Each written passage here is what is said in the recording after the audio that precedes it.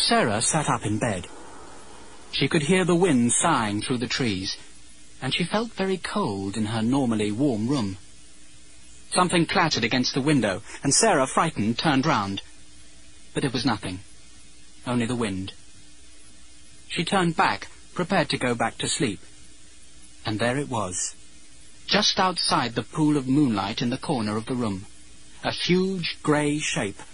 A man, perhaps. Yes, a man, looking almost like a soldier, dressed in helmet and armour. Sara wanted to scream, to call for help, but she could not. The figure walked towards her, and as he did so, she saw his face in the moonlight, but there was nothing there. Only a squashed grey mass, formless, without features.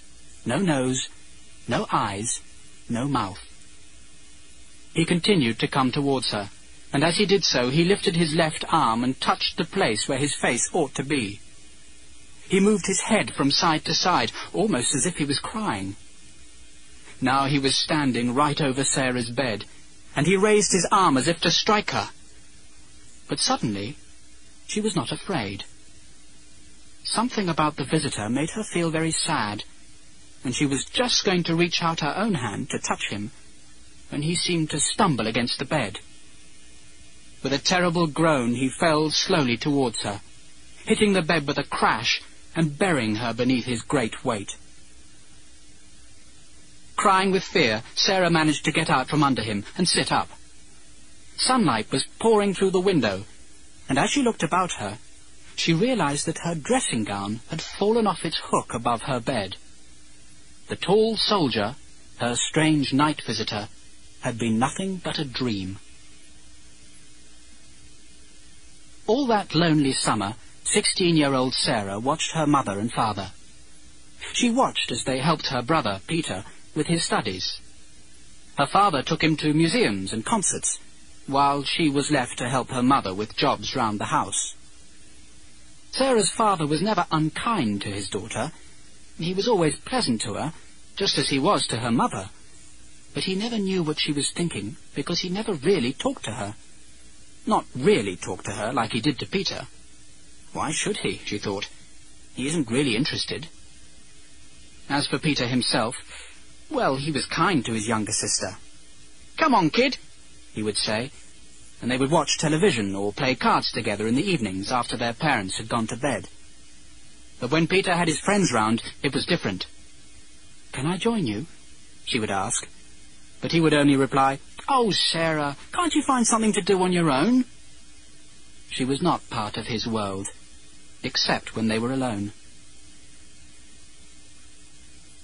One weekend at the end of the summer, her father took the family to visit an old castle in Wales.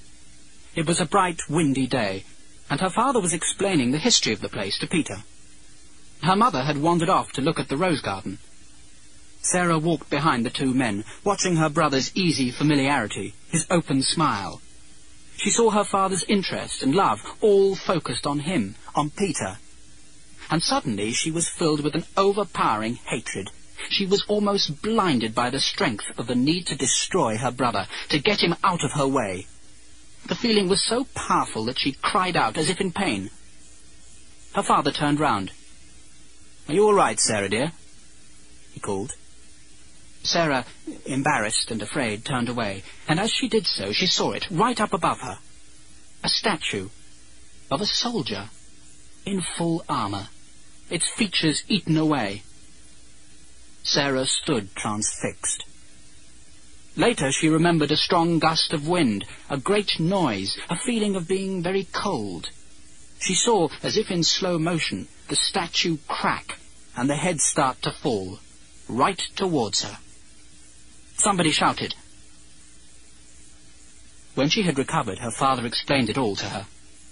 The statue, like much of the stone in the castle, had been damaged by industrial pollution that rises into the smoke-filled air and falls when it rains. The head had literally snapped off in a sudden strong wind. Her father had seen it just in time, and he had run towards her and pushed her out of the way. The stone head had hit her shoulder, and she had been quite badly injured.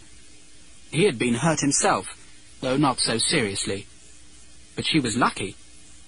If her father hadn't acted as he did, she would almost certainly have been killed.